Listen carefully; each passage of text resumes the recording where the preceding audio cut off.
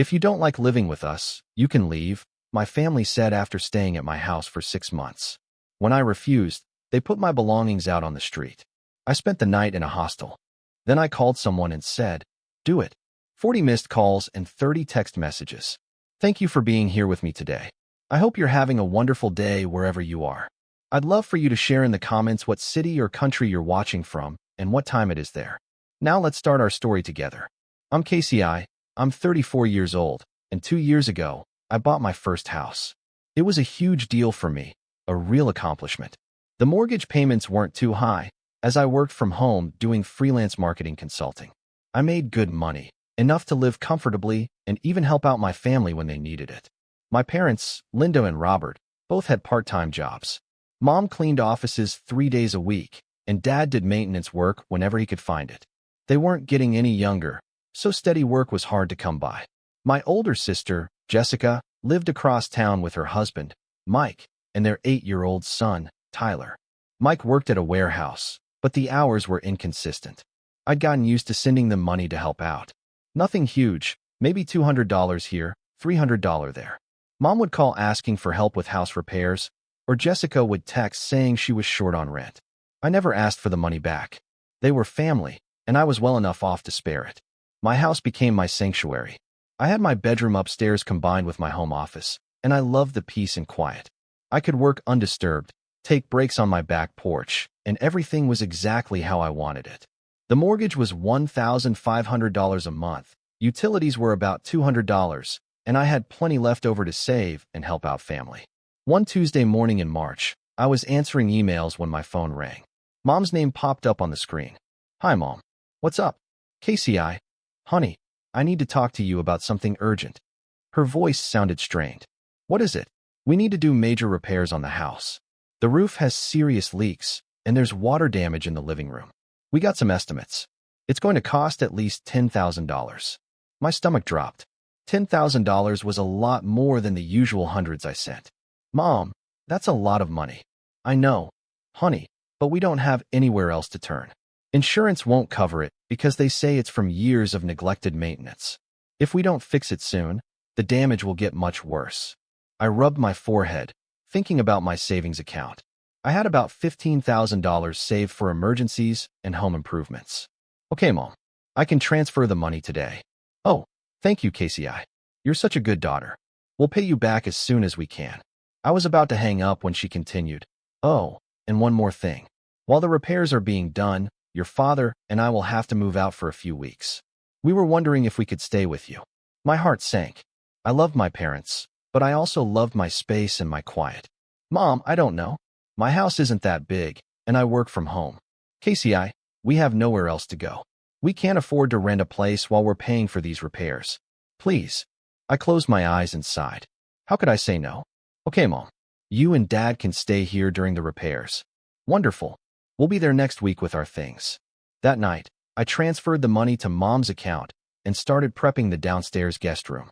I moved my exercise equipment to the basement and put clean sheets on the bed. At least it would only be temporary. The following Tuesday, Dad's truck pulled into my driveway, loaded with suitcases, boxes, and Mom's collection of ceramic figurines. I helped them carry everything inside. "This is so kind of you, dear," Mom said, arranging her figurines on the dresser. "We'll try not to be in the way." "How long do you think the repairs will take?" I asked. The contractor said, "About 3 weeks, maybe 4, Dad replied, unpacking his clothes. I nodded and went back upstairs to my office. 4 weeks wasn't so bad. I could handle 4 weeks. The first week went by without any major issues. Mom cooked dinner most nights, which was actually nice since I usually just grabbed something quick between work calls. Dad helped with some yard work I'd been putting off. They left early each morning to check on the progress of the repairs and returned in the evening. But by the second week, I was starting to feel crowded. Mom rearranged my kitchen to her liking, and Dad left his newspaper sprawled across my dining room table every morning. I found myself staying in my office longer, just to have some space. When I asked about the repairs, Mom said they were going slower than expected. "These things always take longer than they tell you," she said with a wave of her hand. 2 more weeks passed. I was eager to have my house back to myself, but I tried to be patient. Then, one evening, Mom made an announcement. Jessica and her family are coming over for dinner tomorrow night. I invited them. Okay, I said, though I would have preferred to be asked first. The following night, Jessica arrived with Mickey and Tyler. Mom had pulled out all the stops, cooking beef stew, mashed potatoes, green beans, even homemade rolls. It was definitely fancier than their usual weeknight dinners. We were all sitting around my dining room table when Jessica cleared her throat. Well, we've been having some financial troubles lately, she began. Mike's hours got cut at the warehouse, and I can't find steady work anywhere. We're behind on rent, and our landlord is threatening eviction. I felt a familiar knot forming in my stomach. I'm sorry to hear that. And is it? Maybe things will look up soon. Actually, she continued, we were hoping we could stay here with you for a while, just until we get back on our feet. I nearly choked on my mashed potatoes. Absolutely not, I said, putting down my fork. Jessica, I'm already housing Mom and Dad during their repairs. There's no room for 3 more people. Your house has empty bedrooms upstairs, Mike chimed in. We've seen them. I felt ganged up on. Everyone was looking at me like I was being unreasonable. It's not about the space, it's about privacy and my work. I run my business from home. Jessica's voice rose. We're about to be homeless, and you're worried about your precious privacy. I never said I wouldn't help. I said you can't move in here. It's the same thing, Jessica snapped. She grabbed Tyler's hand and stood up. Come on, Mike, let's go. Clearly, we're not welcome here. The front door slammed shut behind them. I slumped back in my chair, my appetite gone. Mom shook her head at me. That was very disappointing, KCI. Your sister came here asking for help, and you turned her away. For the next week, both Mom and Dad were cold to me. They made comments about how big my house was, how much space I had, and how sad it was that Jessica and Tyler might end up homeless. They did this every single day. I could hear them downstairs talking loudly about people forgetting where they came from. By Friday, I couldn't take it anymore. I called Jessica. Maybe you guys could stay here for a little while, I said. Just until you get back on your feet. 3 days later, they moved in, with garbage bags full of clothes and boxes of toys. That first week was chaos. Tyler was everywhere, running up and down the stairs, slamming doors, yelling about video games. When I was on calls with clients, he would barge into my office, asking questions. Tyler, I'm working, I'd whisper, pointing at my headset. He'd shrug and keep talking anyway. I tried to talk to Jessica about it. He's just a kid, KCI. Kids make noise. But when I'm on business calls, you don't have kids, so you don't understand. You can't expect an 8-year-old to act like an adult. Tyler's behavior didn't change. Mom would pick him up from school each day, but then he'd be left to run wild through my house. A month later, my utility bills arrived. I almost fell over when I opened them. The electric bill had gone from $150 to $320. The water bill had doubled. That night, I brought the bills to dinner and placed them on the table. The utility costs have more than doubled, I announced. I think it's fair if we split these costs. The table went silent. We're not paying your bills, KCI, Jessica said firmly. We're guests in your home, Mom added sternly. They accused me of being greedy and taking advantage of their situation. Jessica started crying, saying I was trying to squeeze money out of them when they had nothing. Finally, I threw up my hands. Fine, I'll pay for everything myself. 2 weeks later, I asked Mom when the repairs would be finished. They're running behind, she said vaguely. These things take time. We're slowly saving up the money to finish everything. What do you mean, saving up the money? I gave you $10,000. That wasn't enough. If you want us to move out faster, maybe you could give us some more money to speed things up. I stared at her in disbelief, but I didn't say anything. The situation worsened when Mom and Dad started inviting their friends over on weekends. We used to host gatherings at our house, Mom explained. But since it's being renovated, we need somewhere else. Your house is perfect for it. Suddenly, my weekends became a chaotic mess. 8 or 10 of their friends would come over, expecting me to cook and provide snacks. I started leaving the house Saturday mornings and not coming back until late at night, just to avoid the crowds. But when I did return, Mom always had the same request. KCI, honey, could you clean up after our guests? Your father and I are getting old, and Jessica is tired from taking care of Tyler. So I'd spend Sunday mornings cleaning up after parties I never wanted to throw.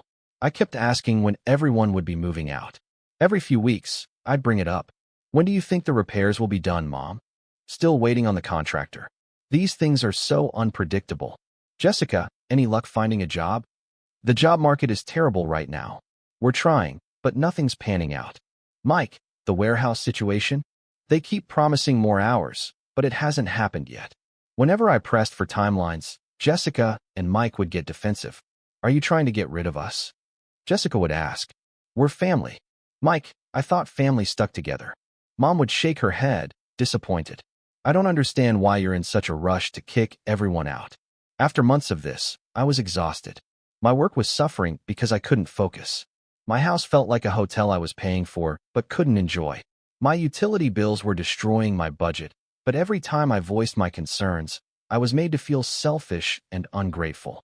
So I stopped asking questions and just tried to survive each day. 6 months. A full 6 months had passed since Mom and Dad had moved in, supposedly for a few weeks of repairs. I was at my breaking point. My house had become a circus. Tyler was running through the halls at all hours. Mom was rearranging my furniture weekly to accommodate her friends' visits, and Jessica was treating my kitchen like her personal restaurant. The utility bills were financially crippling me, and I hadn't had a peaceful weekend at home since March. That Saturday morning, I decided I'd had enough of wondering. Instead of leaving the house to avoid another weekend party, I was going to drive to Mom and Dad's house and see this renovation progress for myself. The drive to my parents' house took 20 minutes. I hadn't been there since they moved in with me, always taking their word about the ongoing repairs. As I turned onto their street, I expected to see construction equipment, maybe some workers, signs of the major renovation that had supposedly been underway for 6 months. Instead, I saw a minivan in the driveway that I didn't recognize. The yard was neatly manicured, and there were children's toys scattered across the front lawn. No construction materials anywhere. I parked across the street and stared at the house. It looked perfectly normal. In fact, it looked better than normal. Someone had planted new flowers and painted the front door. My heart started pounding as I walked up to the front door and knocked.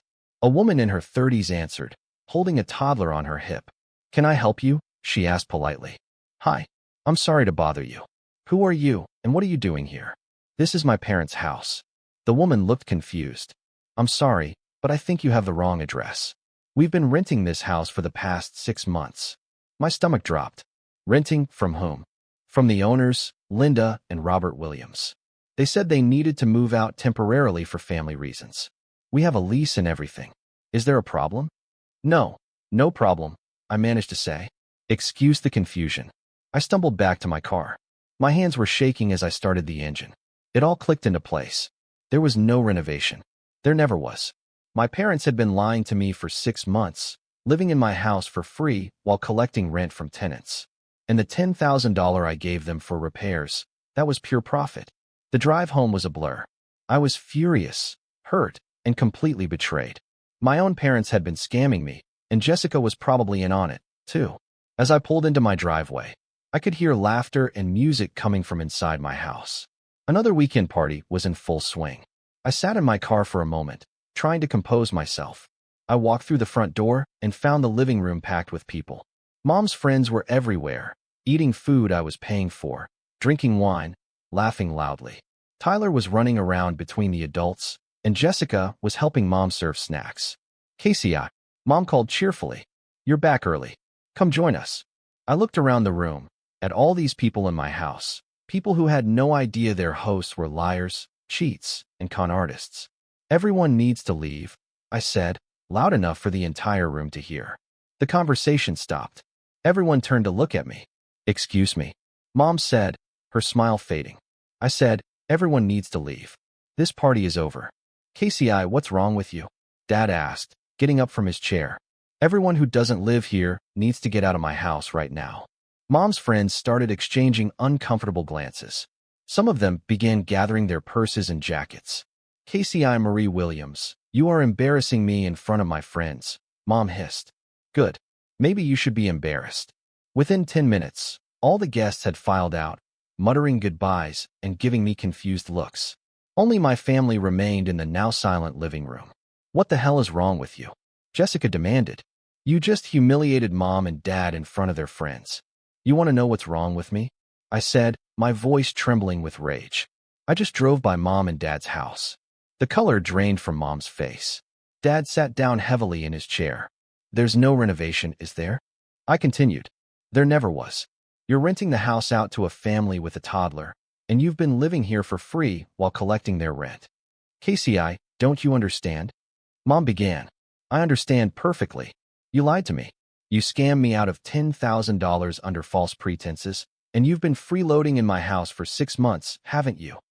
Yes, Dad said weakly. Then explain it to me. Explain to me how there's a family living in your house, perfectly fine, while you told me it was being renovated. Jessica stepped forward. Casey, calm down. I'm sure there's an explanation. Oh, you're sure? That means you knew about it, too. Didn't you, Jessica? Her silence was all the confirmation I needed. All of you knew. You've all been lying to me this whole time. We needed the rental income, Mom said defensively. We're getting older, and we need financial security. So you decided to steal from me instead. You have more than enough, Mike chimed in. Look at this place. You're doing just fine. That's not the point. You lied to me. I was yelling now, months of frustration and betrayal bubbling over. I want all of you out of my house. Pack your bags and leave. Mom and Jessica looked at each other and started laughing. We're not going anywhere, Jessica said with a smirk.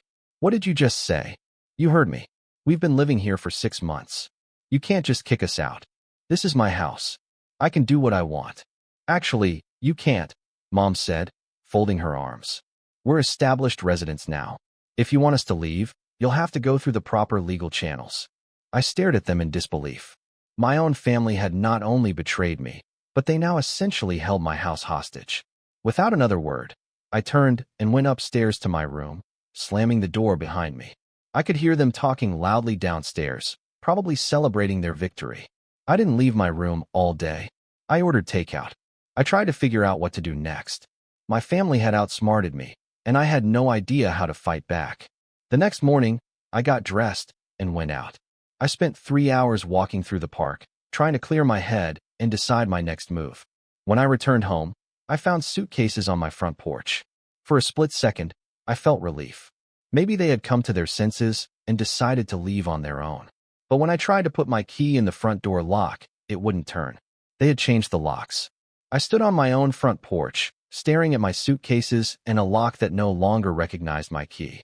My hands were shaking as I tried the key again, knowing it wouldn't work, but unable to accept what was happening. I knocked on the door. No answer. I knocked harder. I know you're in there. I yelled. This is my house. Finally, I heard Mom's voice from behind the door. If you don't like living with us, then maybe you should be the one to leave, not us. Open this door right now. We're not opening anything. You made your choice when you embarrassed us in front of our friends. I couldn't believe this was happening. My own family had stolen my house. I loaded my suitcases back into my car and drove to the nearest motel. The clerk looked at me with pity as I checked in for the night, probably wondering what kind of person shows up at a motel with tears streaming down their face. That night, I called my friend Sarah, who was a lawyer. I'd known her since college, and she was one of the few people who knew about my family situation. Sarah, I need help. My family locked me out of my own house. Casey, slow down. Tell me exactly what happened. I explained everything. The fake renovation, the rent scam, the $10,000, and how they changed my locks. Holy crap, Casey, your family is seriously messed up. Can they legally do this? Can they actually claim tenant rights in my house? Not the way they're doing it. They don't have a lease with you, and they obtained residency through fraud. I can file an eviction notice tomorrow. Please do. I want them gone. I'll draw up the paperwork tonight. You can meet me at my office in the morning. The next day, Sarah had prepared an official eviction notice, giving my family 2 weeks to vacate my property. She also included language about the fraudulent $10,000. I'll serve this personally, she offered. You don't need to face them again until they're gone. Thank you.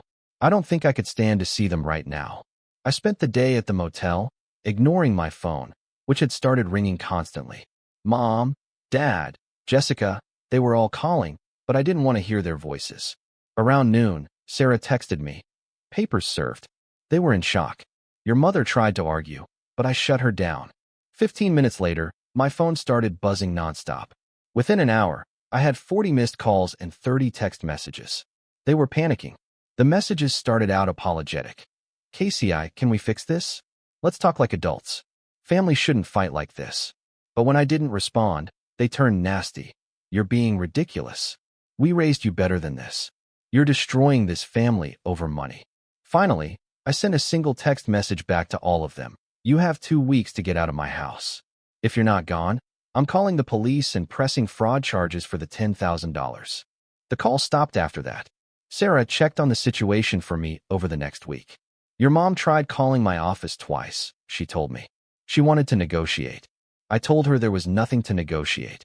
2 days before the eviction deadline, Sarah called with good news. They're moving out. I drove by your house this morning and saw a moving truck. Your father was loading boxes, and your sister was carrying bags to a car. I felt a huge weight lift off my shoulders. Confirmed they're completely out as of last night. Sarah said the following day. The house is empty. You can go home. Driving back to my house felt surreal. I almost expected to find them still there, for this all to be some cruel joke. But when I pulled into my driveway, the house was silent and empty. I used my spare key, hidden under the back porch flower pot, to get in. The silence was incredible. I'd forgotten what my own house sounded like without the constant noise and chaos. The first thing I did was call a locksmith to have all the locks changed again. Then I spent the rest of the day cleaning. They'd left the place a mess, with trash in several rooms and dishes piled in the sink, but I didn't care. I was just happy to have my space back. For the next few days, the messages from my family continued. Mom sent long, rambling texts about how I was destroying the family. Dad left voicemails saying I would regret this decision. Jessica called me selfish and heartless. I deleted every message without reading or listening to them fully. A week later, Sarah told me what she'd found out through mutual acquaintances. They're all living together in a 2-bedroom apartment, she said. Apparently, they're waiting for the lease to expire on the tenants in your parents' house so they can move back in. How long is that lease? From what I hear, another 6 months. I almost felt bad for them. Crammed into a small apartment after enjoying the spaciousness of my home. Almost. Your parents are still collecting the rent, though, Sarah added. So they're not exactly suffering financially. That reminded me. They still had my $10,000. I decided not to pursue that legally. The stress of getting my house back had been enough. I just wanted them out of my life completely. A month later, I was finally settling back into my normal routine. I could work in peace. My utility bills were back to normal, and my weekends were mine again. Some of our mutual family friends reached out, having heard bits and pieces of what happened. They wanted to mediate, to help us patch things up. Family is everything, one cousin told me. You should forgive them. But I had made my decision. I changed my phone number and blocked them all on social media. I didn't want their apologies, their excuses, or their attempts to manipulate me again. For the first time in months, I felt like I could breathe in my own house. I rearranged the furniture to my liking, restocked my kitchen with food I actually wanted to eat, and enjoyed the luxury of silence. My house was mine again. My life was mine again. Some people think I'm too harsh, cutting off my entire family like that. They say blood is thicker than water, that families should forgive each other no matter what. But those people don't understand what it's like to be used, deceived, and manipulated by the people who are supposed to love you the most. I learned that sometimes the healthiest thing you can do is walk away from toxic people, even when they share your DNA. I'm happier now than I've been in years, and I sleep better at night knowing no one can change my locks again. The house is quiet, the bills are manageable, and my family drama is finally over.